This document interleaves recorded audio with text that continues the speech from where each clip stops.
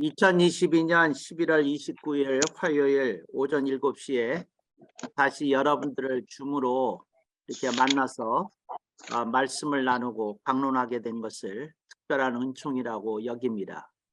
제가 강의 시간 하나하나를 굉장히 소중하게 여기고 있고요. 특별히 제가 강의하는 1강에서부터 100강까지는 제가 여러분들에게 전하는 것도 있지만 사실은 한국 교회 내지 세계 교회 전체를 내다보고 강론하는 겁니다. 제 강의를 들을 때 어떤 이들이 간혹 오해하는 경우가 있는데, 줌에 있는 사람들을 얼굴을 마주 대하고 이렇게 하니까 여기 있는 사역자들을 대상으로 하는 것처럼만 느껴져서 때로는 퍼스널하게 받아들여서 좀 지나치게 힘들어하는 분들이 간혹 보이시더라고요. 근데 저는 한국 교계 전체 그리고 세계 기독교계 전체, 교회와 신학계 전체 이걸 보면서 이 100강을 추스리고 있어요. 그래서 여러분들이 그동안 제가 강의했던 거 1강서부터 77강까지 제목만 쭉 한번 써보시면 좋겠어요. 이게 숙제입니다. 1강, 2강, 제목만 쭉 써보시면 제가 1강에서 100강까지 하는 내용이 가장 우선적으로 생각하고 있는 것을 강론하고 있는데, 여러분들이 그 주제만 봐도 여러분들이 뭔가 이렇게 도전이 되기도 하고, 또 여러분들이 응전해야 될 어떤 거리를 찾을 수도 있고 그럴 거라고 믿습니다.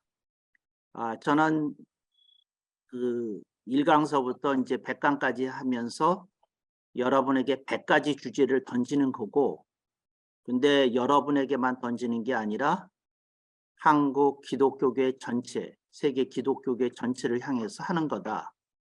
그 이유는 기독교의 현상이 글로벌화 되어 있어요. 무슨 말이냐면 한국 교회에 어떤 문제점이 있다 그러면 똑같은 문제점이 유럽이나 미국에 있는 교회도 그게 이렇게 발견이 됩니다. 근데 저는 그 중에서도 특별히 중요하고 심각한 것들을 건드리고 있기 때문에 여러분들이 1강에서 100강까지 이 주제는, 강의 주제는 한번 써보셔야 된다, 이렇게 말씀드리겠습니다. 그러니까 여러분들이 예를 들어서 저는 40강부터 들었습니다. 그럼 40강서부터 77강까지 주제를 한번 써보시라는 겁니다. 써보시기만 해도 여러분들에게 그 주제가 이렇게 살아있는 효과를 거두게 된다. 그러니까 꼭 써보시라, 이렇게 말씀을 드리고요.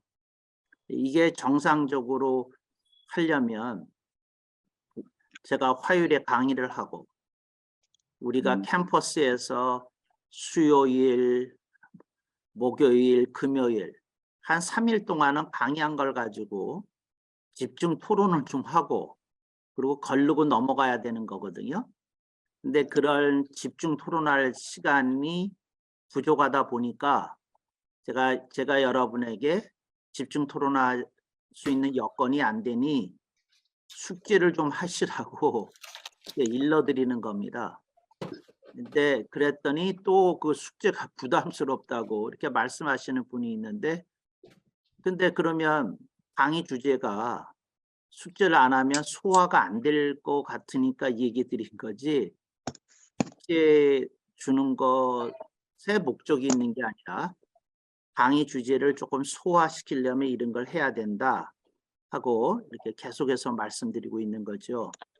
그래서 굉장히 중요한 것들이 튀어나오고 있는데, 여러분들이 제가 말씀드렸잖아요. 그게 그렇게 중요한 거 아닌데 강사님은 중요하게 여기시는 것 같네요.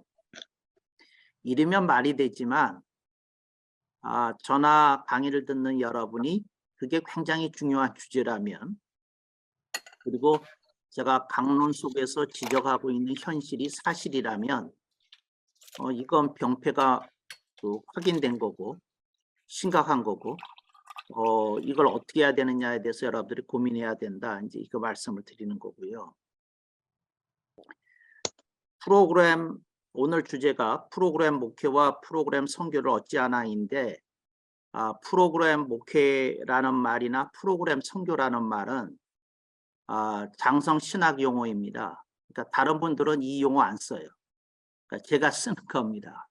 그런데 그럼 프로그램 목회가 뭐냐 하는 거에 대해서 말씀을 드리면 지금 한국에 있는 대다수의 중형교회들이 채택하고 있는 목회의 형태입니다.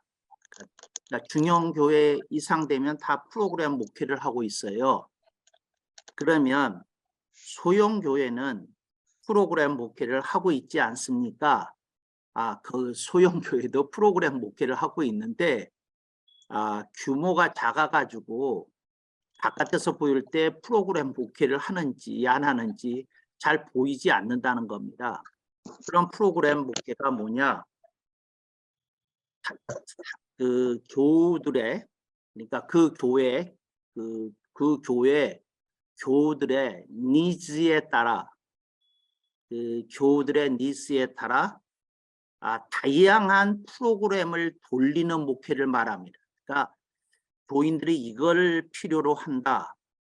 그러면 그 필요로 하는 것들을 프로그램화해서 교회에서 돌리는 겁니다. 그러니까 예를 들자면 우리 교인들에게 큐티를 가르쳐야 되겠다. 그런 큐티 반이 개설이 되는 겁니다. 그게 일주일에 한 번인지 두 번인지.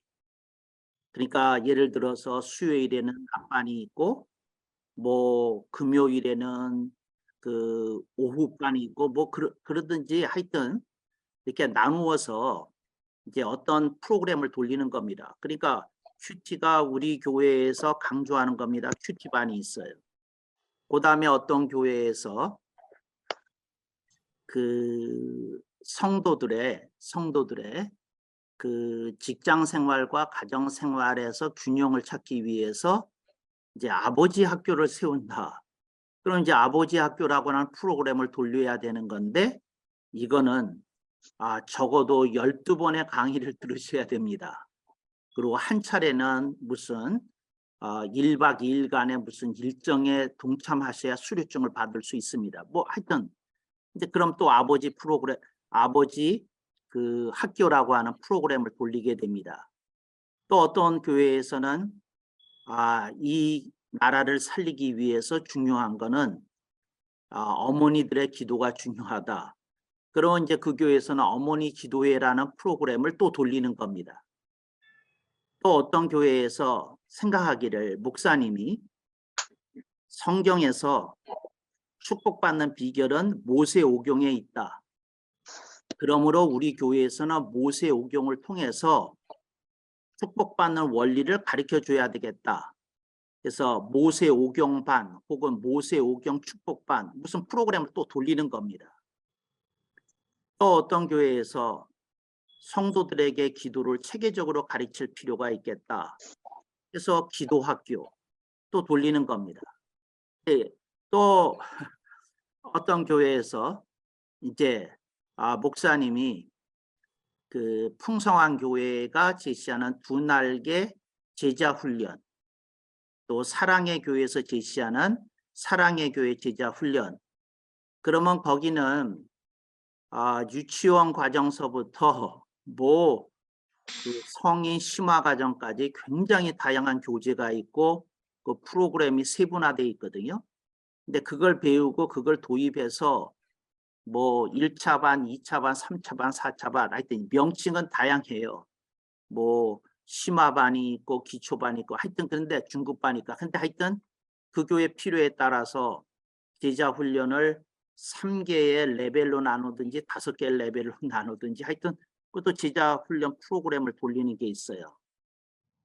또 어떤 교회에서는 필요에 따라서 구약반이라고 그래서 구약 성경만 배우는 반이 있고요. 신약 성경에서 신약 성경만 배우는 반이 있고요. 근데 이런 다양한 프로그램을 다 돌리려니까 교회 규모가 작은 소형 교회에서는 이게 잘 되지를 않는 겁니다. 아니 돌릴 수는 있는데 이렇게 다양화할 수는 없겠죠. 그리고 또 교육자들이 우선 모자르지 않습니까? 그래서 중대형 교회에서 이런 다양한 프로그램을 돌리면서 이제 속칭이라고 그랬어요. 좀 이렇게 전도사들이 이거 만들어낸 용어인데 우리 교회는 22가지의 프로그램으로 교인들을 뺑뺑이 돌리고 있어요. 이제 전도사가 하는 얘기 듣고 제가 그대로 옮긴 겁니다. 근데 그렇게 한다는 거죠. 그래서 우리나라에서 이 프로그램 목회를 체계화시키고 전파한 교회가 있어요. 그게 하영조 목사님이 세운 그 온누리 교회입니다. 이제 온누리 교회는 이 프로그램을 주로 미국 시카고에 있는 윌로우 크릭 교회로부터 이제 시스템을 이렇게 전수받았고요. 그리고 그 전수받은 것에다가 미국이나 뭐 세계 각지에서 성공적이라고 여겨지는 다양한 프로그램들을 도입하고 또 그 과정에서 한국 버전으로 고치기도 하고 뭐 그럴 때 하여튼 그런 일을 했지요. 그래서 온누리 교회가 하는 목회를 그 신학자들이 붙인 명칭이 있어요. 이거 제가 처음 붙인 명칭이 아닙니다. 이거는 프로그램 목회라는 건 제가 붙인 명칭이고요. 뭐라고 붙였느냐 하면 백화점 목회를 한다 이렇게 얘기합니다. 근데 백화점에는 온갖 게 다 있잖아요. 그래서 온누리 교회가 하는 목회를 뭐라고 부르냐면 백화점 목회라고 부릅니다. 근데 그 말이 아주 의미심장해요. 예를 들어서 동네 마트가 백화점 같을 수 없잖아. 규모에서 뭐 설비에서 뭐 서비스에서 뭐 갖추고 있는 그 물화에서 그래서 그거 비교가 안 되잖아요. 그러니까 그 백화점 목회를 이렇게 해서 선망의 대상이 되기도 하고 시기의 대상이 되기도 하면서 온누리 교회는 줄기차게 이제 한국 교회를 프로그램 목회화하는데 전력 투구해 온 거예요. 그리고 이것이 성공을 거두어서 모든 교회가 이렇게 됐다는 거죠. 그래서 이제 그런 걸 이제 프로그램 목회라고 그런다. 이제 이거예요. 그런데 그 프로그램 목회가 거기서 끝났느냐 아니에요. 선교사들이 콘텐츠에 목말라 하거든요. 선교사들이 그 가장 손쉽게 콘텐츠를 받을 수 있는 교회가 이런 중대형 교회거든요. 거기 가서 선교사라고 그러면 예를 들어서 온누리 교회 같은 교회는 선교사들이 요청하고 그러면 기꺼이 무슨 그 어떤 수강비를 면제해 주기도 하고 또 그 책만 사는데 한 수십만 원이 들어가거든요. 그 수십만 원어치의 교재를 한꺼번에 다 이렇게 지원해 주기도 하고 이제 이러면서 그 선교사들이 그 백화점 목회로부터 이렇게 전수받은 콘텐츠 여기서 콘텐츠라고 얘기했을 때는 가르치는 내용과 교재와 또 운영하는 시스템 그걸 전체를 이제 콘텐츠라고 부르는 건데 콘텐츠를 도입해서 이렇게 가르치기 시작했다 하는 겁니다. 그래서 이렇게 이제 이렇게 하니까 이제 그 선교지에서도 무슨 현상이 있느냐면 프로그램 선교를 하게 됐다는 거죠. 근데 여기에 뭐가 또 도입이 됐느냐면 그 중대형 교회에서 그 도인들에게 그 어떤 선교의 열정을 일으키기 위해서 단기 선교 프로그램이라는 걸 그러니까 선교지에 일주일이라도 가보자. 조금 길게 갈 수 있는 사람은 여름방학이나 휴가를 내서 2주 좀 다녀오자. 그래서 이제 단기 선교 프로그램이 또 이 목회 프로그램, 선교 프로그램 속에 들어가고 선교지에서는 그것을 수용하는 과정 속에서 이게 선교지 자체의 그 선교 프로그램이 됐다는 거죠. 그래서 이제 이런 것들이 다 돌아가는 중이에요, 지금. 그래서 이런 걸 프로그램 목회라고 그러고 프로그램 선교라고 그러는 거다.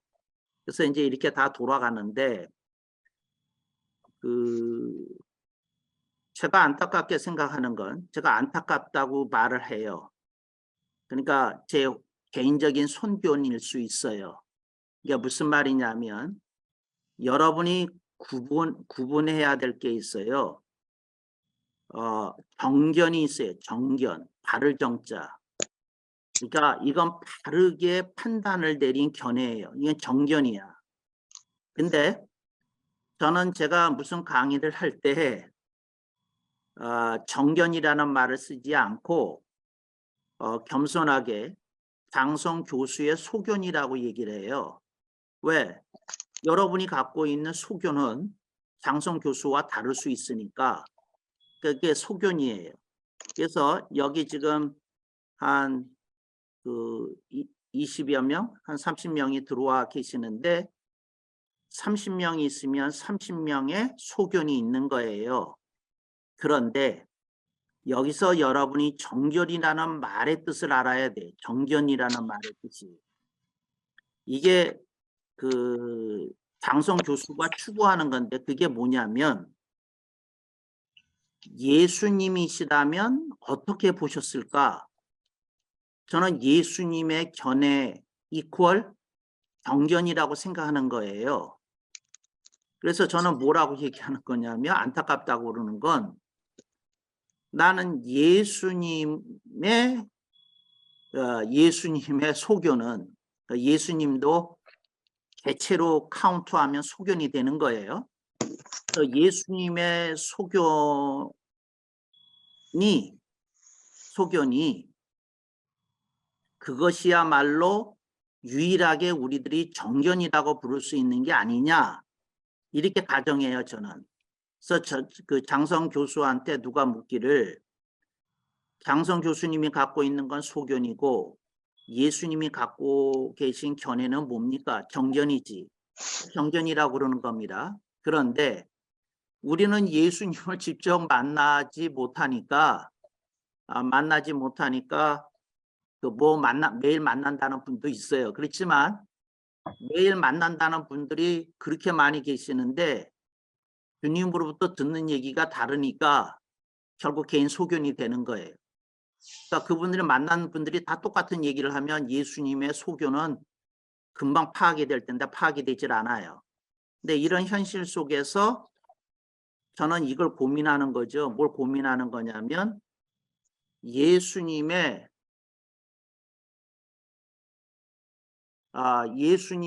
정견은 무엇일까? 예수님의 정견은 이 프로그램 목회와 프로그램 선교를 어떻게 보실까? 근데 주님은 죄송해요. 제 소견인데 장성 교수처럼 안타깝게 바라보실 것 같다는 게 제 생각이에요. 주님은 여기에 동의 못 하시고 안타깝게 바라보실 것 같다. 그거예요. 그래서 여러분들이 저를 이겨 먹으려면 여러분이 생각하는 주님의 정견을 내놓아야 돼. 그러니까 나는 주님이 그렇게 각기 다 다른 걸 가지고 보시면서 말하기를 얘도 옳고 쟤도 옳고 얘도 옳고 쟤도 옳고 이렇게는 말씀하시지 않았을 거라는 거죠. 그러면 복음서 자체가 기록될 필요가 없죠. 네 소견대로 알아서들 하라 그러셨겠지. 예수님이 말씀하셨다는 건 정견이 따로 있고 정견에 의해서 걸어가는 정도가 따로 있다는 거거든요. 그러니까 그거에 대해서 여러분들이 좀 고민하고 생각하고 하기 위해서 여기서 한 거예요. 제가 임사 체험을 한번 했잖아요. 근데 제가 임사 체험에서 확인한 게 있는데 그게 뭐냐면 주님이 목회자를 만나셨을 때 책망하시는 게 있어요. 무슨 책망하는 거 있느냐면 왜 내 뜻대로 가르치지 아니하였느냐 하고 책망을 받아 천국 가면. 그건 네 소견이었지. 천국 가서 목회자들이 가장 처음에 듣는 단어 중에 하나가 네 소견, 자기 소견이라는 말이에요. 그건 네 소견이었지. 네 신학이었지. 네 신앙이었지. 그게 내가 가르친 것이냐? 그게 예수님의 가르침이냐? 천사들이 이렇게 막 질책해요. 그러니까 그걸 이제 죽은 다음에 이게 깨닫게 되는 거거든. 근데 이거에 대해서 예수님이 심하게 말씀하셨어요. 어떻게 말씀하셨냐면 저들이 나에게 나올지라도 내가 저희를 도무지 모른다 하리니. 그러니까 기적을 행하고 병을 고치고 난리 버거지를 치고 큰 목회를 했던 사람들이 나오는데 주님이 난 저희를 도무지 모른다고 하신다는 거예요. 무슨 말이냐.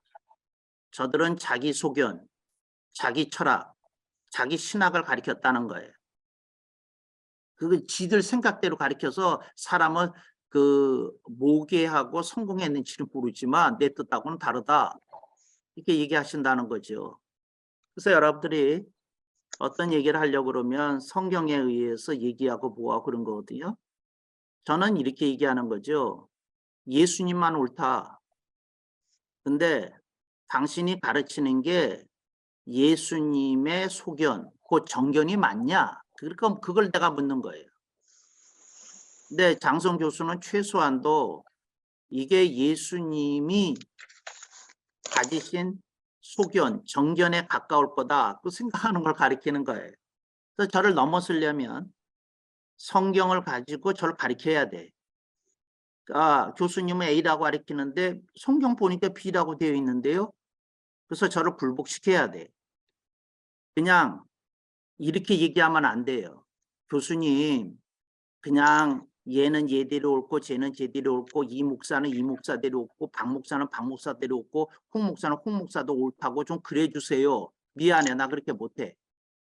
예수님이 그렇게 하시질 않는 분이거든. 그러니까 여러분들이 그걸 잘 이렇게 깨달아서 그걸 알아서 이 프로그램 목표와 프로그램 선교를 어떻게 하는지 그거에 대해서 이렇게 돌려보라고 그러는 것이거든. 근데 그걸 들어보지 않더라는 거죠. 여기서 좀 심각한 얘기를 해야 되겠어요. 무슨 심각한 얘기를 하느냐면 제가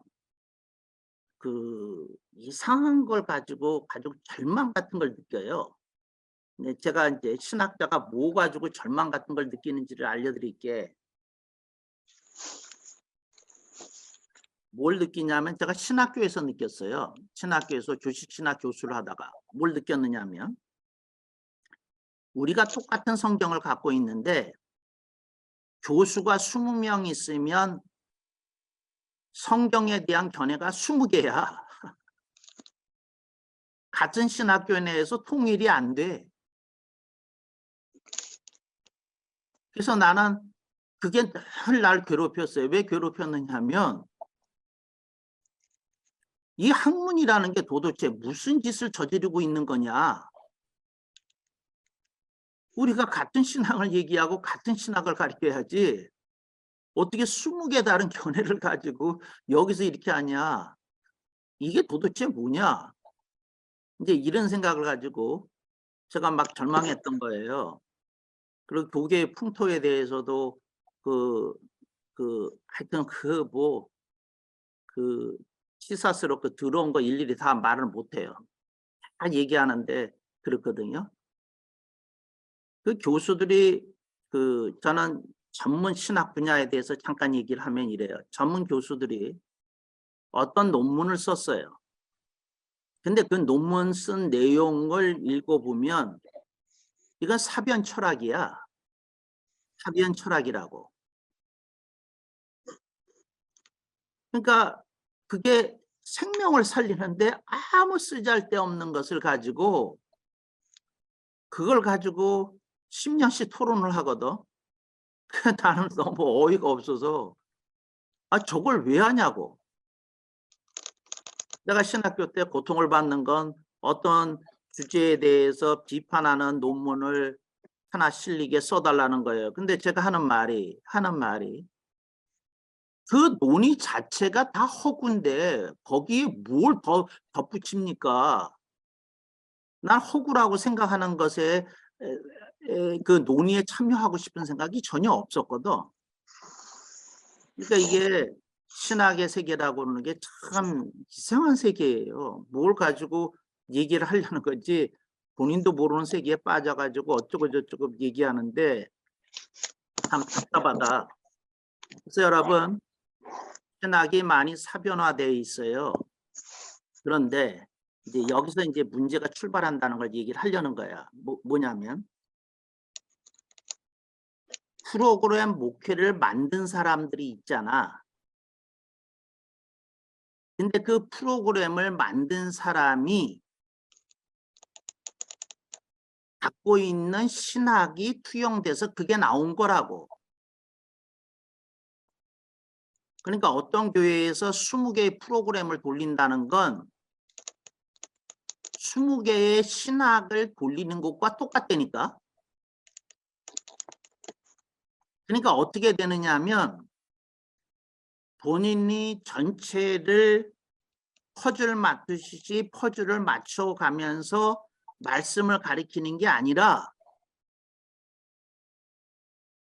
아버지 학교에서 준 교재에 가리킬 때는 아버지 그 학교의 교재를 만든 사람의 신학대로 가리키고 신약반에서 로마서 강해를 할 때는 로마서 강해를 그 지은 사람의 신학에 맞게끔 또 가르치고 근데 거기에 20개의 다른 신학이 있다는 걸 전혀 모르더라는 거지. 아 이걸 정말 답답해서 어떻게 하면 좋겠냐고요. 내가 여기 장공모에 계셨던 어떤 분하고 대화를 나눴어. 근데 이름은 묻지 마. 근데 몇 사람하고 대화를 했는데 무슨 얘기가 나왔냐면 자기 교회에서는 교인들 기초훈련을 내비게이터로 가리킨대. 그러면서 기초를 가리킨다는 건 예수님을 믿고 그 다음에 중생하고 그 다음에 신앙생활의 기틀을 잡고 이제 그 과정을 얘기를 한 거거든요.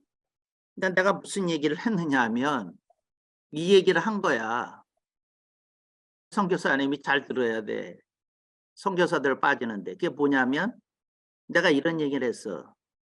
근데 목사님 그건 총신에서 가르쳤던 구원론하고 내비게이터의 구원론은 다른 건 알고 가르치세요? 하고 내가 물었다고. 그러니까 본인은 총신 출신인데 내비게이터에 의해서 가르치면 내비게이터 구원론이지 총신 구원론은 아니거든. 그래서 내가 얘기하기를 거기에 무슨 미묘한 차이가 있는지 무슨 게 있는지 뒤로는 보셨어요? 아니야. 그 교재가 가장 심플하면서도 아주 정확하게 가르치는 것 같아서 그걸 채택해서 한다는 거야.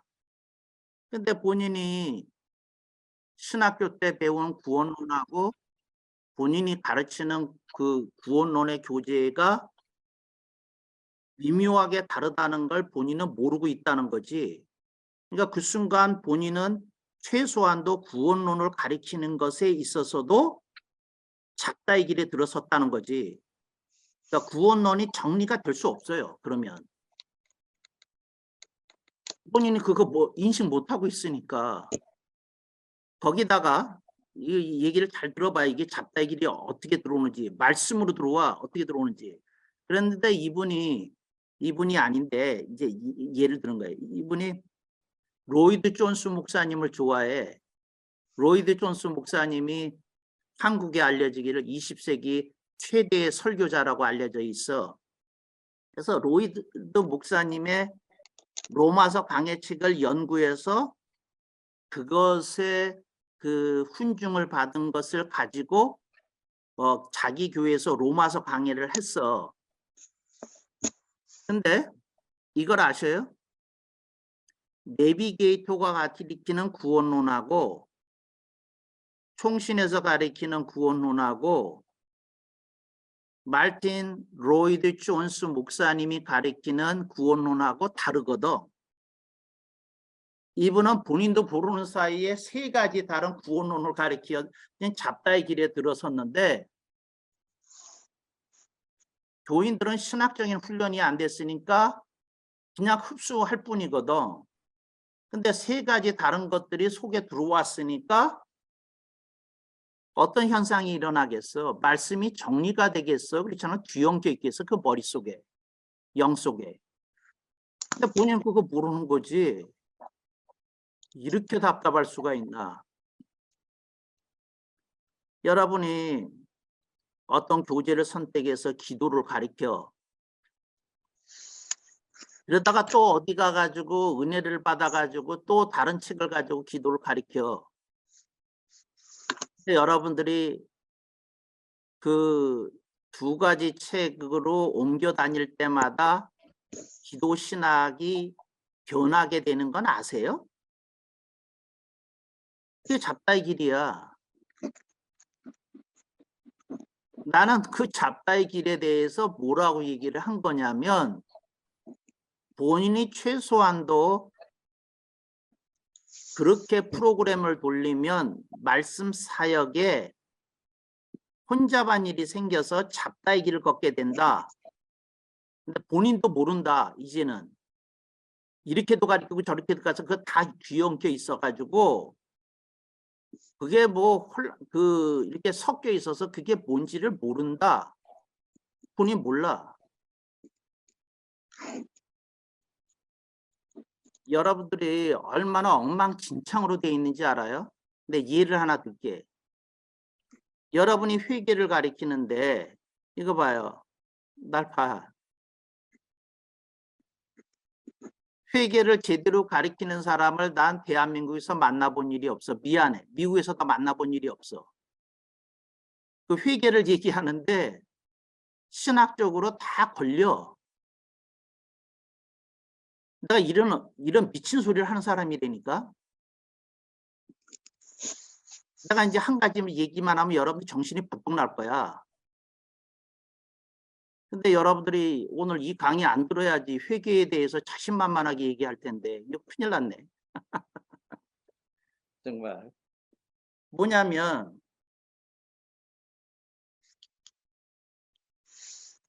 회계하고 기도하고 구별을 어떻게 하셔?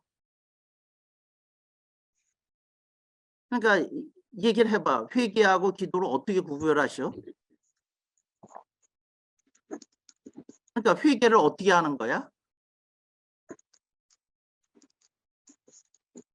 그러니까 여러분들은 그거 교인들한테 회개해야 된다고 가르치지만 정확히 안 가르치고 있어. 회개는 기도를 통해서 하는 건지 회개라는 시스템을 통해서 하는 건지 모르잖아. 그래서 여러분이 어느 때 설교할 때는 기도하면서 회개한다는 소리를 섞어. 어느 때는 기도라는 말 띄어내고 회개해야 된다는 말도 얘기하고 아 이걸 어떻게 하면 좋냐. 그리고 회개했는지 안 했는지는 어떻게 알아? 내가 하는 말은 그러니까 회개는 어떻게 검증받는 거야? 그리고 회개는 누구한테 해? 내가 여러분이 하나님께 회개한다는 말을 몰랐을 것 같아서 이런 말을 하는 게 아니라 정확히 회개의 시스템이 뭐냐고. 그러니까 예를 들어서 내가 초신자라고 가정하고 여러분에게 물어볼게. 목사님, 선교사님, 죄송해요. 회계 시스템이 뭡니까? 그게 무슨 말이야? 예, 회계를 할 때 제일 먼저 해야 되는 1은 뭐고 2는 뭐고 3은 뭐고 4는 뭐고 5는 뭔지 가르쳐 주세요. 여러분들이 누가 회계 물어보면 1, 2, 3, 4, 5 시스템이 있냐고. 당황스러울 거 이 질문 자체가. 여러분은 회계라고 하는 것을 관념적으로 가리키지 개념적으로 가리키지는 않거든. 어느 때는 이렇게 기도하고 한 묶음으로 회개를 가리키기도 하고, 어느 때는 기도와 상관없이 무슨 회개라는 것이 어떤 결단 내리는 행위인 것처럼 또 가리킬 때도 있고 뒤섞여 있잖아. 난 그런 걸 얘기하는 거예요 지금. 장성신학에서는 뭘 얘기하는 거냐면 관념적으로 하고 있던 거를 다 개념적으로 정리를 해서 정확히 해야 된다 그거야. 이거 봐요. 내가 예를 하나 들 테니까 봐. 내가 얼마나 예를 잘 드는 사람인지. 이거 봐요. 의사가 환자를 먼저 진단해야 돼. 그렇잖아. 의사가 진단을 해야 되겠어. 그렇지 않으면 감으로 처방을 해야 되겠어. 진단을 해야 돼. 필요하면 엑스레이도 찍고 CT도 찍고 MRI도 찍고 그래서 뭘 해요? 진단을 내리는 거야. 진단을 하고 그다음에 뭘 해요? 처방을 줘. 그렇잖아. 감으로 하냐고. 근데 여러분들은 회계라는 주제가 나오면 처방을 주는 게 아니라 감으로 하잖아. 프로세스가 뭐야? 회계 1, 2, 3, 4, 5가 뭐야?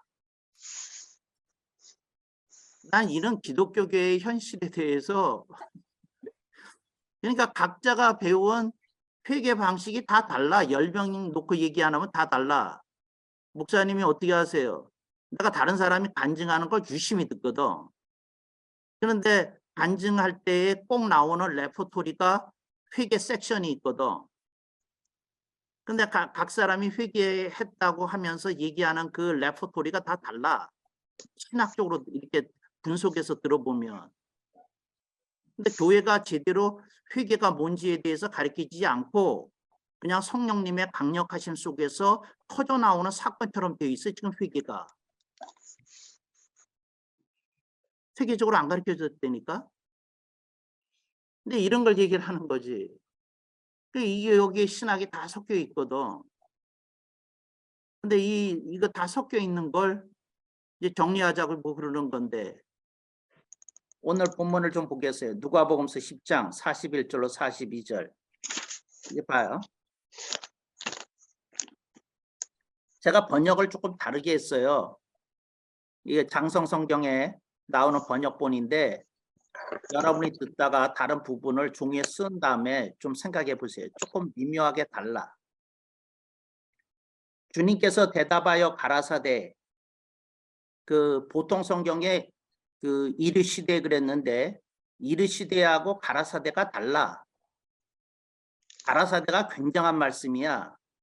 가라사대의 뜻을 써두세요. 가르쳐 말씀하시기를 하는 뜻이야. 그래서 예수님께서 단순한 지시를 하실 때는 이르시되야. 근데 예수님께서 가르쳐 말씀하실 때는 가라사대가 맞아. 그러니까 이르시되 번역 그 상당히 미흡한 거야. 가라사대야. 오케이.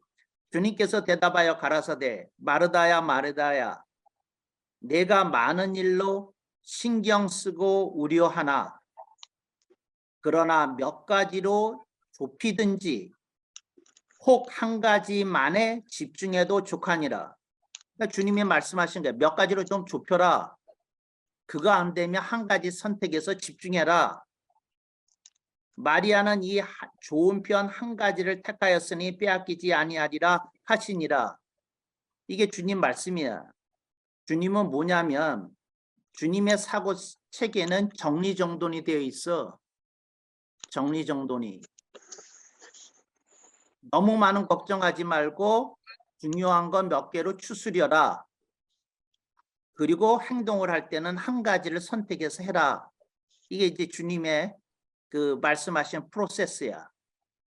요 짧은 그 문장 속에 이제 주님이 어떻게 사물을 바라보시고 응대하셨는지에 대한 것이 나와. 그래서 이제 이 구조를 이렇게 한 거예요. 여러분들이 프로그램 목회를 이제 프로그램 목회에 대해서 그러면 장성 교수님 어떤 견해를 가지고 있습니까? 나는 이게 잡다의 길이라고 얘기를 하는 거야. 그랬더니 누가 묻는 거야. 이게 잘 들으셔야 돼, 내 얘기를. 그럼 아버지 학교 하지 말라는 얘기입니까? 아니야.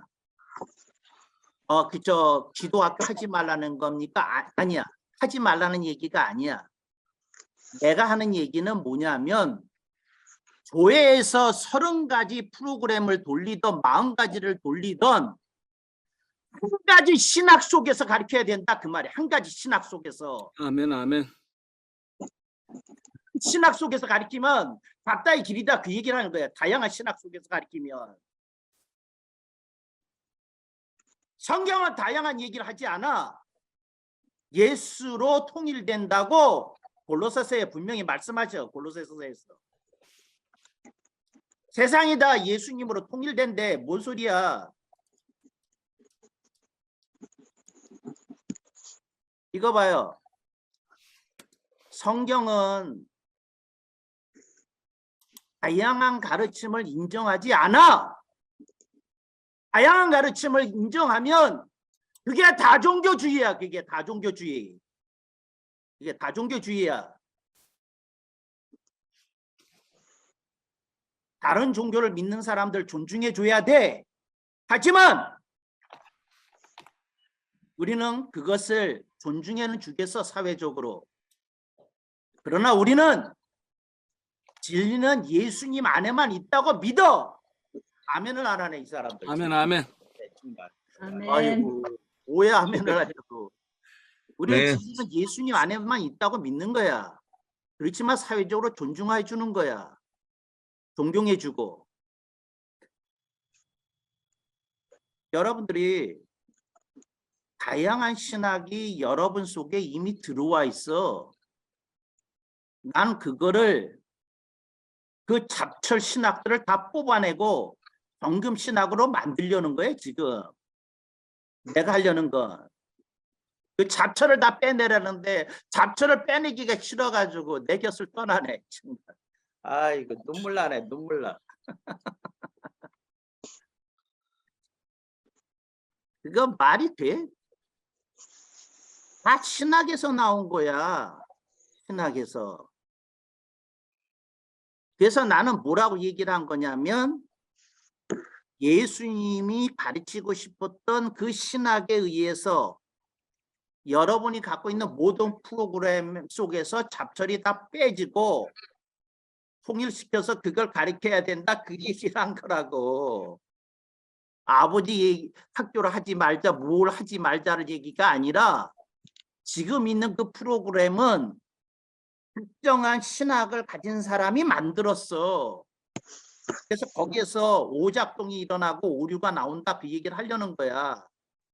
내 얘기는 효과 있어. 효과는 있는데 글쎄 내가 얘기하잖아. 뭐라고 얘기하느냐면 각자의 길을 교회가 걸으면서 가리키면 그 사회는 잡다해져. 어떻게 잡다해집니까? 내가 얘기하잖아. 기독교인이 느는 만큼 범죄자도 는다고. 그러니까 범죄율이 는다 그 말이야. 교회가 커지는 만큼 사회의 부정부패율도 늘어난다 그 말이야. 내 말은. 잡다 신학 속에서는 잡다한 것이 들어갔기 때문에 사회는 질적으로 좋아지지 않아요. 교회는 양쪽으로 성장을 하는데 이 얘기를 한 거라고. 그러니까 나는 이 얘기를 하는 거지. 한국 목회자들이 필리핀에 가서 세운 교회가 한 10,000개는 될걸? 근데 뭐 최소 10,000개는 될 거예요. 근데 내가 하는 말이 필리핀의 그 사이에 10,000개 한인 선교사들이 세운 교회가 늘어나는 동안 필리핀의 마약률이 늘어난 거 알아요? 필리핀의 이혼율이 늘어난 거 알아요? 뭐 한 거야? 필리핀의 부정부패가 더 심화되고 교묘해진 거 알아요? 뭔 얘기야? 교회가 10,000개가 생겼는데 뭐 효과가 어디 있어? 뭔 얘기를 하려는 거야? 여러분이 교회 세운 거 가지고 자랑하는 동안에 주님은 딴 데를 보고 계셔. 얘야, 나는 네가 세우는 교회만이 아니라 네가 잡다의 길에서 언제 벗어날지에 대해서도 관심이 있구나. 이러실 것 같아. 나는 그래. 나는 내 생각은. 아멘. 그러니까 이게 장성 교수의 소견이야. 근데 아무도 지지해 주지 않으니까 내가 광자 미친놈이지. 내가 미친놈이에요. 혼자만 그렇게 생각해. 혼자만. 다른 사람들은 필리핀에 그 교회가 늘어난 것에 대해서 감격해야 하는데 나는 딴 데를 보고 있거든. 나는 미리 얘기를 했거든. 교회가 10만 개 늘어나도 필리핀 사회는 안 변할 겁니다. 얘기를 한 거야. 안 변해. 미안해요. 왜냐하면 잡다의 신학은 부작용을 일으키거든. 사회는 안 변해. 그게 내 이론이라고. 그래서 이제 이렇게 얘기를 하는 거야. 내가요, 한국 왔을 때 좀 규모 있는 교회 청빙도 받고 그랬거든요. 근데 우리 사모한테는 얘기도 안 하고 가지도 않았어. 근데 왜 안 갔냐면 나는 가는 길이 다르거든. 내가 가면 그 교회에 있는 모든 시스템을 다 뜯어고칠 거든. 하나에서 10가지. 그런 교회 분열이 일어나고 싸움박질이 일어나고 그럴 거거든. 그래서 나는 아주 겸손하게 가만히 깔고 시작했다니까. 교회 시작할 때 아무것도 건물 텅 빈 건물에 수리 안 하고 들어가서 간판 톱지 시작했어요.